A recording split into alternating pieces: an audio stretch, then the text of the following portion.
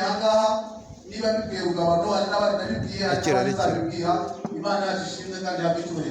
Tugiye kwifashisha rero umuntu w'umugabo ndasaba Yosefu atakwitaza imbere ubwo tugiye kwiga hanyuma utega amatwi kandi unarebe icyo tugiye kwiga.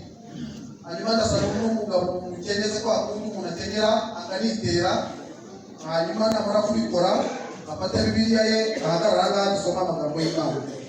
Umutwe w'amagambo aratubwira ngo tube maso dutegereje kugaruka k'Umwami wacu Yesu. 35 ubutumwa bwiza bwa Luka igice cya 12 umurongo wa 35 aravuga ngo muhore mukenyeye kandi amatabaza yanyu yake. Uwo murongo wonyine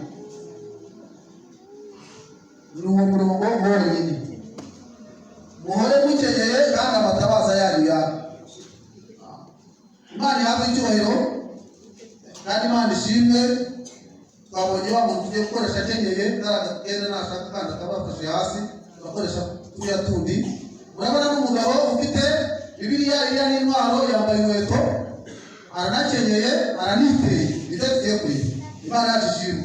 Hanyuma rero Yesu akimara kwigisha abantu agiye kugenda arangiza avuga ati nubwo bigishije mungurikiye ndagiye nzagaruka ariko hari ikizamini nsize uzagitsinda tuzabana igihe kirangiye dutabarutse tuzabana mu bwami bwo mu ijuru. Aravuga ngo ndagiye ariko muhore mukenyeye kandi amatabaza yanyu yake. Ubwo umugore yatanga guturuka igihe ukirijwe guturuka igihe umenyereye Yesu Kristo umwami n'umukiza agusaba gukenyera waba uri umugabo waba uri umwana waba uri umusaza waba uri umukecuru waba uri umusore cyangwa inkumi usabwa gukenyera. Turaza kureba niba gukenyera avuga bwiyane. Haleluya amen. Aravuga ngo muhore mukenyeye kandi amatabaza yanyu yake. Hanyuma igihagararo cy'umugeni uyu nguyu yagiye ngo akenyere turasanga mu Efeso igice cya 6 umurongo wa 14 aho yavuga ngo mukenyere ukuri mwitere kugirango. Haleluya. Umukenyere Yesu tugomba gukenyera ni ukuri. Tugomba gukenyera ukuri tukitera kugirango tukagira kwizera. Haleluya. N'ingabo ibasha kuzimya imyambi y'abantu. Hanyuma gukiranuka kwacu ukarinda igitutu. Haleluya. Tugatwara intwaro y'umwuka ariko ijambo ry'Imana.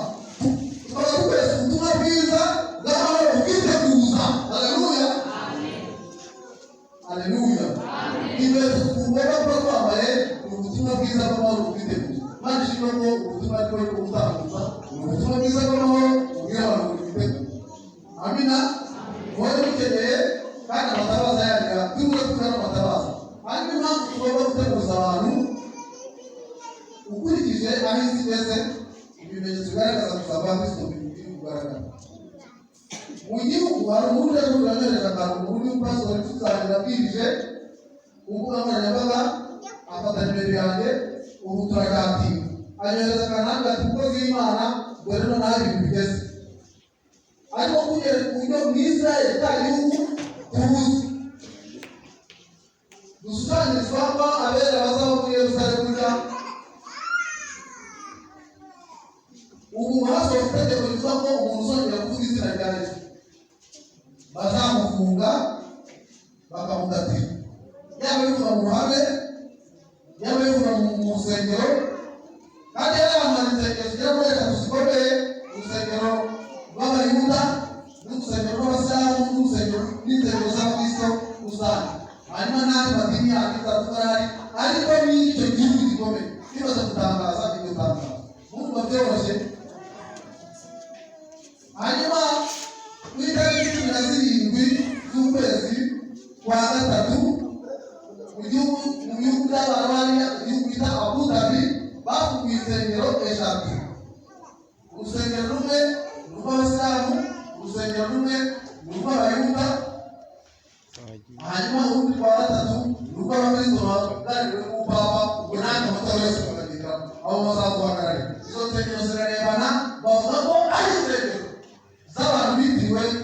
bene Aburahamu nawe umuryango wa Aburahamu biri kuganisha hepfo.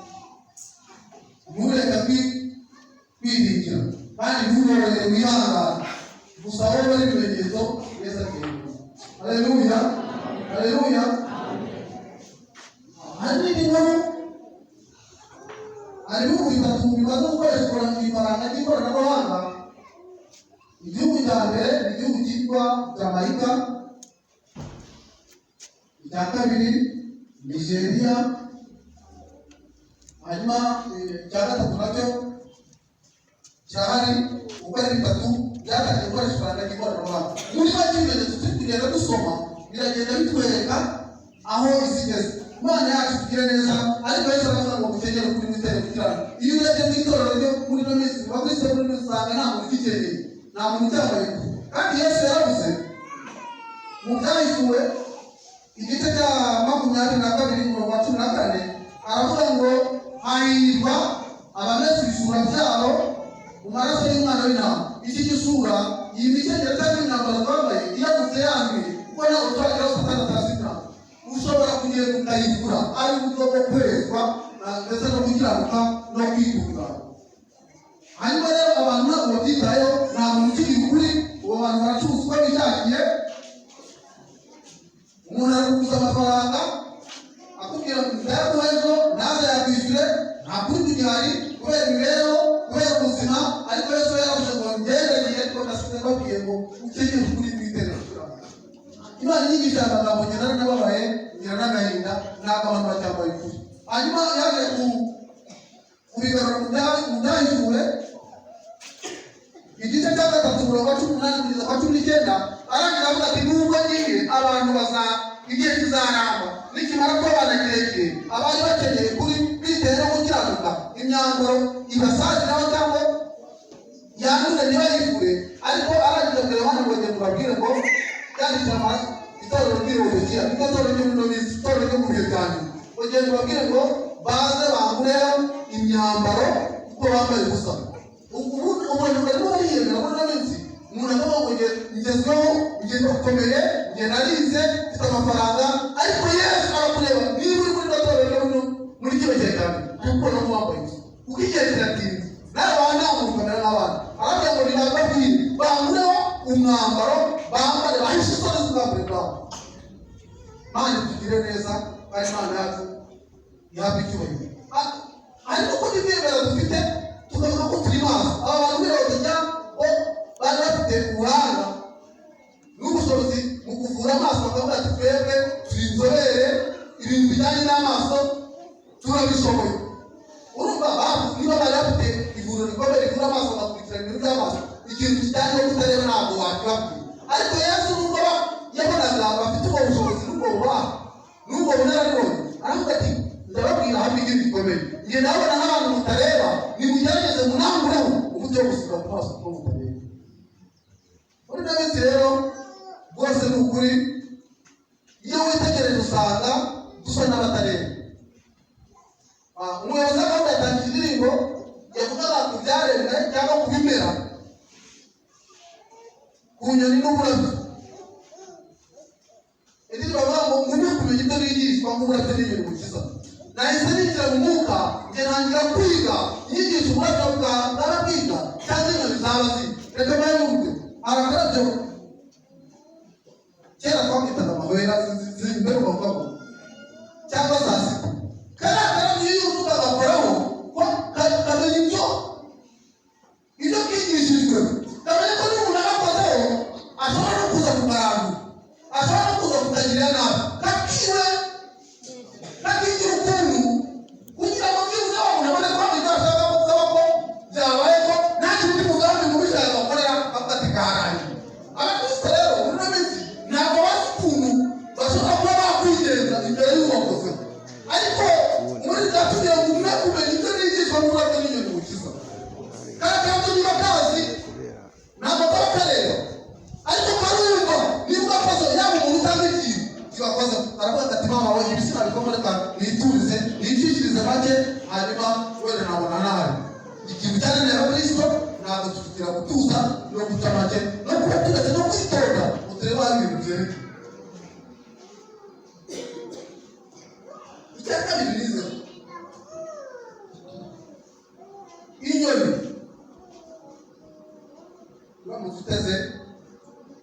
umutego ugakora ka kantu abantu bakunda gukora mu kadahumeka. Inyoni iyo ariyo yose ifite amazi rero buri nyoni ziratuzi ziko turaba, ariko iyo umuriro igasanga bakadahumeka iravuga ngo ntabwo namenye ibyo ari byo. Ashobora kuba atari umuntu ariko ari ikindi kintu yashyizeho kikaba cyafunga umuheto kikaba cyangirira nabi. Reka mbere tukabona amasaka mbanza niyugenze nze kurebereza iby'uriya muntu. Niyo mpamvu muri byavuze ngo kumenya ibyo nigishwa n'ubura byo n'inyoni kugize. Niba inyoni zibasha gukontorora ikirere zihagaze n'ubuzima zibaye, bareke babwire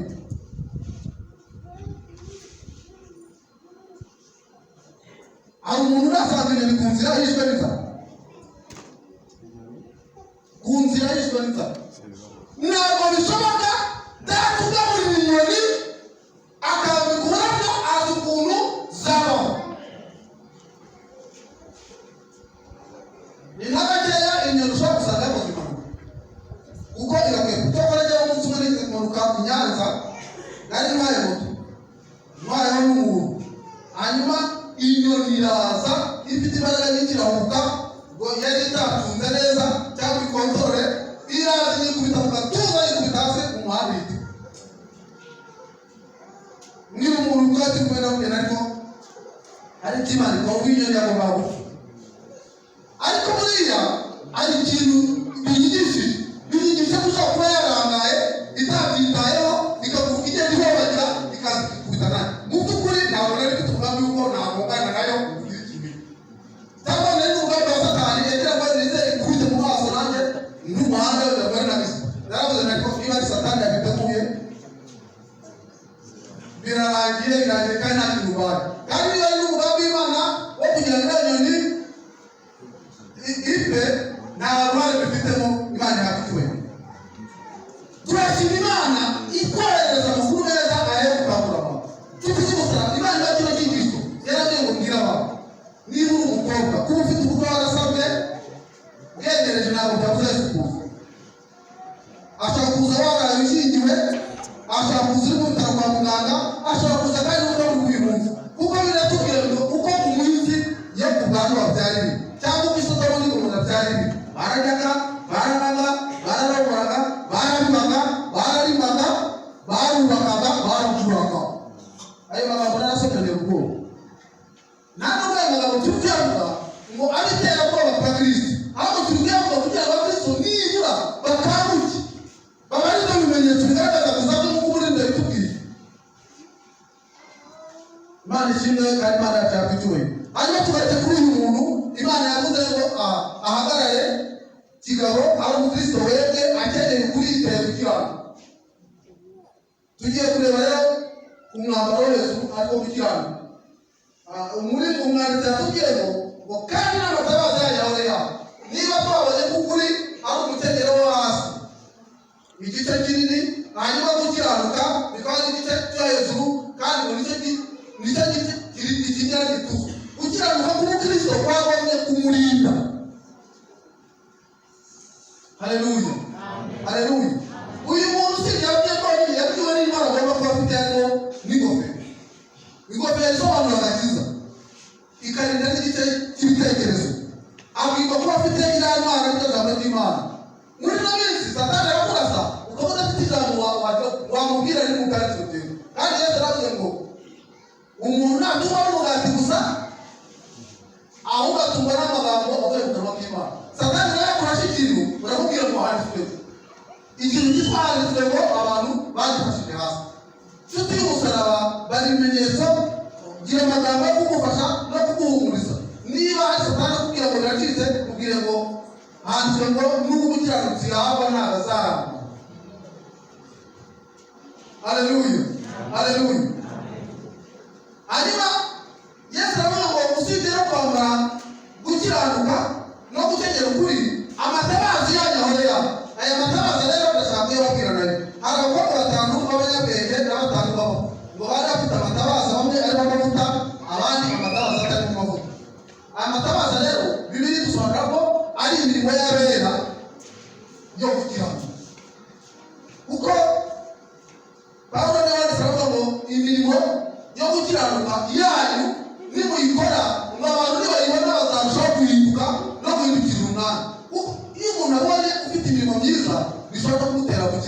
ariko kuri ino minsi umuntu arabwiriza ubutumwa bukumvikana, ariko wakabonye gukiza amaboko atari ndajya gukiza amaboko runaka nabonye bakiri ku musozi kubera imirimo yawe nta butumwa na iri kuvuga. Mana ishimwe, niba uri umuririmbyi ukaba umuvuga ubutumwa mbere guhagarara imbere y'abantu banza ufite ibintu bibasha kuvuga. Amen, haleluya.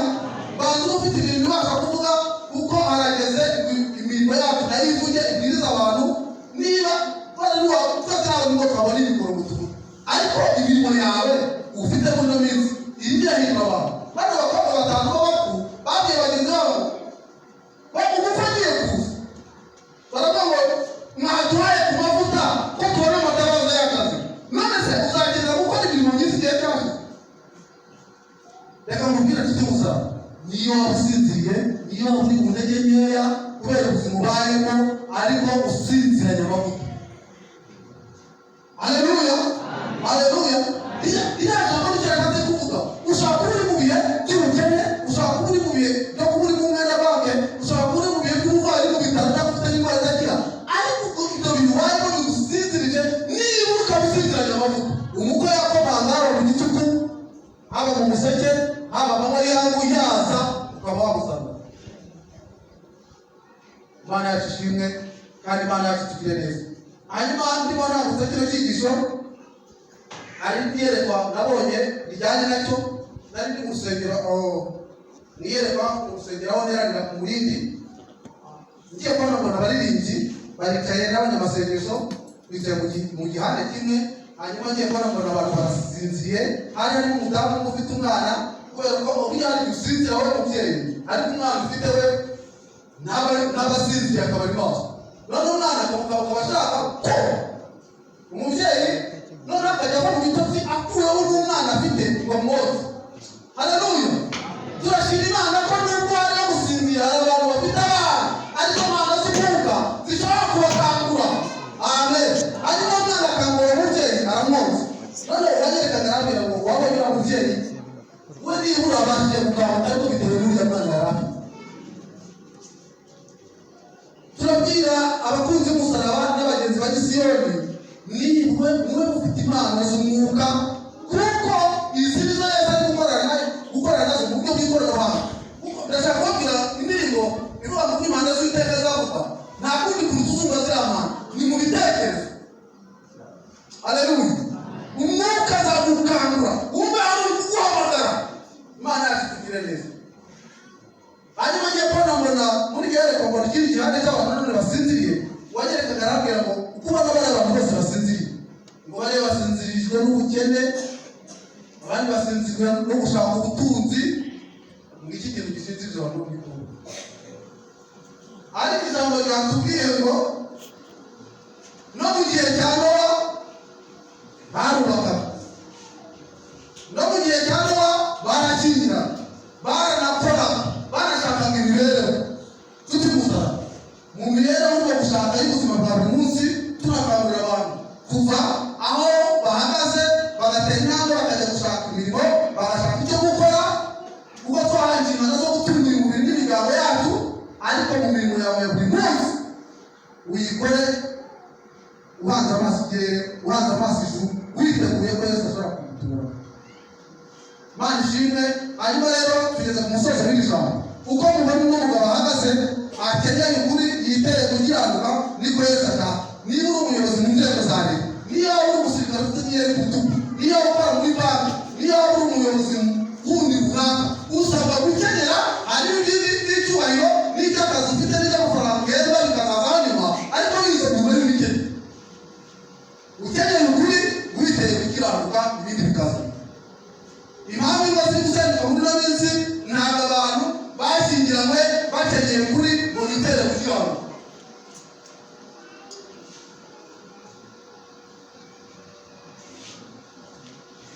Ariko Imana iratubwira ngo nimuze mungureho imyenda yo kwambara, mungure n'umuto wo gusiga ku maso kugira ngo muhumure. Imana ishimwe, turasoje. Hanyuma rero waje muri iri teraniro, waba utacyambaye wambaye ubusa, muri make nta kuri ukigira, nta no gukiranuka kugaragaraho, wambaye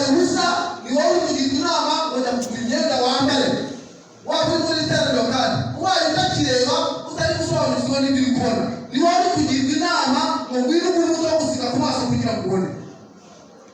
Ariko mureke mbabwire, ubaye uri umuntu udatekereza cyangwa utarize utanajijutse ni ukuri. Jewe nzi neza ahangaha ni mu cyaro, ingemeri y'ibishyimbo ndayizi ikora amafaranga 70.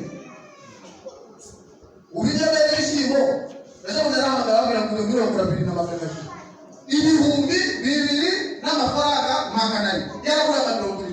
Nanone nzi ingemeri y'amasaka aya ngaya sasa agura 30 na 15. None cyo cy'amasaka kiraguranga. Ndabizi neza aho narugiye ndabira kure ikiro cy'umuceri cyaguraga 700. Abatuzaga murabizi. None ikiro cy'umuceri wa Tanzania kigeze ku 2,000. Kandi tuba turahangana n'ibyo tunabigenda. None se ubaye niyo ufite ibintu urangariyeho. Niba niwareba kuri ibyo bintu uvuga uti ibi ntabwo bitujyana niye. Imana yacu tugire neza. Tugeza ku musozo kugira ngo dusenge. Umukozi w'Imana asubire kwitarira yakoze kudufasha gutanga icyigisho cyo gukenera kuri gutera gukiranuka. Hanyuma reka dusabe mwari maze dufatikanye gusengera abantu bagiye kugura imyenda, bagiye gushaka imyenda yo kwambara uturutse uyu munsi Yesu akazarineza bacyambaye. Turashaka n'abandi bantu babona batareba, ariko kubera inyigisho, kubera ibintu Imana ibabwiye, kubera ihishurirwa, afashe umwanzuro wo kuba maso akareba akayitegereza bikaba kose ukatagenda. Iyi ni imbuzi. Turashimira Imana yazanye inyigisho hano Rugabano n'ahandi hose inyigisho zahagera, ariko urabwiwe ntuzavuge ko utabwiwe. Natanze itike ngo nze mbabwire uzire muzigize imbere y'Imana. Kuririmba, kudiyakona, guhanura, kubyina, gusirimba ntabwo ari byo umwami azaduhembera, ahubwo arashaka ko tuba abejejwe ubwo utejejwe atazabona umwami. Reka mwarimu adufashe gusengera ubu.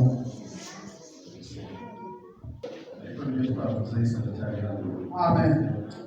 Mana yacu nziza, Mana Abrahamu, Isaka na Yakobo, Mana y'amahoro, Mana y'amasezerano, Mana ivugana n'itorero, Mana ivugana n'abantu bawe. Cyatumye tukatuzana iruhande rwawe kugira ngo uvugane natwe. Turagushimiye. Ni umwanya mwiza ufashe kwemera Imana kugira ngo ijambo ryawe tumaze kumva ibyo bagiye kuvuga ku giti cyabo, kandi iyo tubahamagara abantu urukundo dukunda kugira ngo tubwire icyawe duhindure n'imiburo yawe tugere mu gihe cyawe. Buri kanya ijambo ryawe rimaze kumvikanaho, kandi abantu bahurikiye imbere y'ubwiza bwawe Kristo. Ijambo ryawe riratubwira ngo nyamara twabwirira tukisuzuma ntabwo twagirwaho urubanza. Cyatumye abakera bahanywa neza, nuko bageraga ingaruka kuri imbere yawe bakisuzuma bakirira. Nawe niwe yigeze kubaho mu cyaha, Mana niwe yasabiye, ariko wowe wababarira Yesu Kristo. Turaseza muri iri torero, Mwami Yesu Kristo, kugira ngo wongere itorero cy'abantu bawe, nuko kuvugana nawe ubonere imbabazi zawe. Bigeze kuvuga rero hararukirwa, nibwo twari tumaze kuvuga ikura amatorero ayiyo nasigaroya, ababwira amagambo akomeye kugira ngo bahindure n'imiburo yawe. Natwe turi hano, ugendere umukunde, ube bugufi, wambike gukiranuka kuboneka mu itorero mu izina rya Yesu Kristo. Agakiza k'Imana kaboneka mu itorero mu izina rya Yesu Kristo.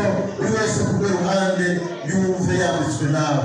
Ndagushimiye kandi ndayibona wambura abantu imyenda mu izina rya Yesu Kristo.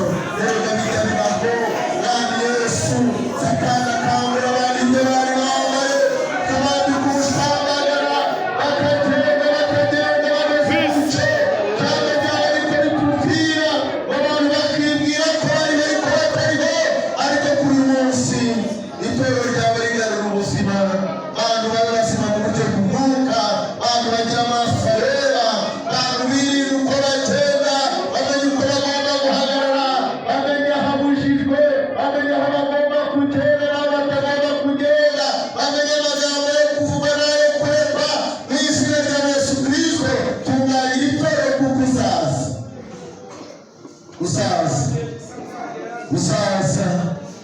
ushakiye uzaza kandi nuza ijambo riratubwira ngo icyo gihe byose bizaba birangiye uzavuga ijambo rikomeye ngo uwandure nagumye yandure ariko n'uweshejwe nagumye yezwe.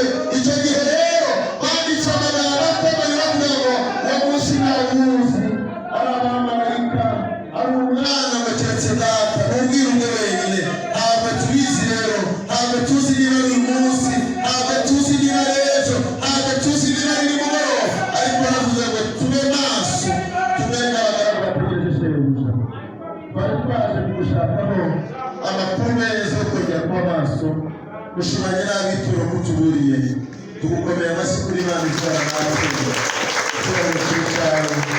Amahoro yawe nageragere mu mitima yacu kandi utafite imyenda myiza mwami ubushwamagara niko wabigenjeje Yosuwa mwami mwambura imyambaro y'ubushwamagara mwambika imyambaro myiza.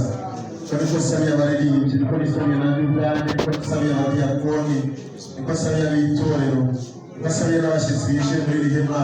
Hari n'abatasobanukirwa aya magambo ariko aravuze ngo umuntu wese uzamwigisha kandi wandike amategeko yawe mu mutima we. Urakoze twasengera itorero kugira ngo uhanane mu izina rya Yesu, amen. Amen. Reka kuri gatatu